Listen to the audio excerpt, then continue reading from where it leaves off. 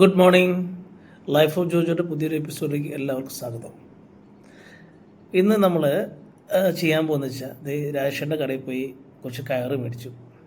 കയർ എന്തിനാണെന്നറിയോ? ഈ കണ്ടോ, ഈ ഊഞ്ഞാൽ കുറച്ച് ദിവസമായിട്ട് ഡാമേജ് ആയിട്ട് ഇരിക്കുകയാണ്. അത് കെട്ടിക്കണം എന്ന് വെച്ചിരുന്നിട്ട് കുറേ ദിവസമായി.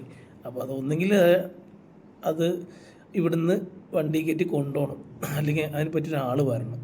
അങ്ങനെ ഇരിക്കുമ്പോൾ നമ്മുടെ പ്രിയ സുഹൃത്തായ കിരൺ ആർട്ടിൽ വർക്ക് ചെയ്യാണ്, അമൃത് ചാനലിൽ.